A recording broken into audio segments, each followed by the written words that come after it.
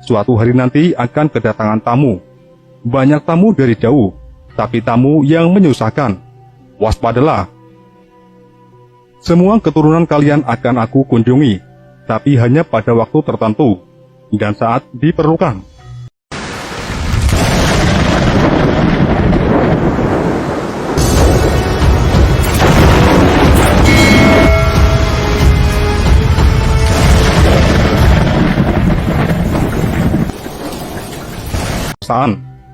Suatu hari nanti akan kedatangan tamu.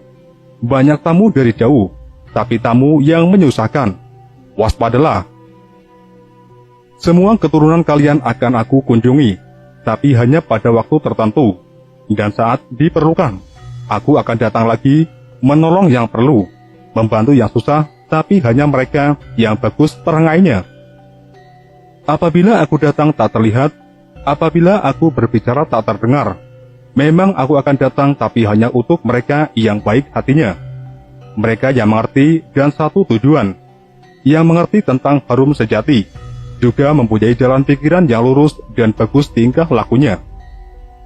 Ketika aku datang, tidak berubah dan bersuara tapi memberi diri dengan wewangian. Semenjak hari ini Pajajaran hilang dari alam nyata, hilang kotanya, hilang negaranya.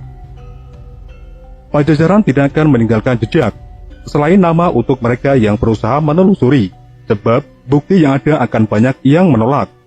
Tapi suatu saat akan ada yang mencoba, supaya yang hilang bisa ditemukan kembali. Bisa saja hanya menelusurinya, harus memakai dasar, tapi yang menelusurinya, banyak yang sok pintar dan sombong, dan bahkan berlebihan kalau bicara. Sebab terlanjur dilarang oleh pemimpin pengganti. Ada yang berani menelusuri terus-menerus, tidak mengindahkan larangan, mencari sambil melawan, melawan sambil tertawa. Dialah anak gembala. Rumahnya di belakang sungai, pintunya setinggi batu, tertutupi pohon handelem dan hajuang.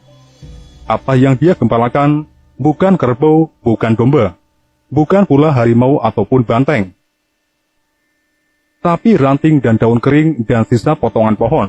Dia terus mencari, mengumpulkan semua yang dia temui. Tapi akan menemui banyak sejarah atau kejadian.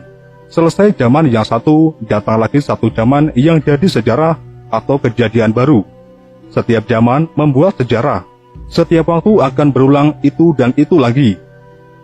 Dengarkan, yang saat ini memusuhi kita akan berkuasa hanya untuk sementara waktu. Tanahnya kering padahal di pinggir sungai Cibanten dijadikan kandang kerbau kosong. Nah, disitulah sebuah negara akan pecah. Pecah oleh kerbau bule, yang digembalakan oleh orang yang tinggi, dan memerintah di pusat kota.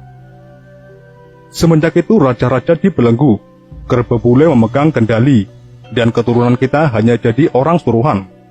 Tapi kendali itu tak terasa sebab semuanya serba dipenuhi, dan murah serta banyak pilihan.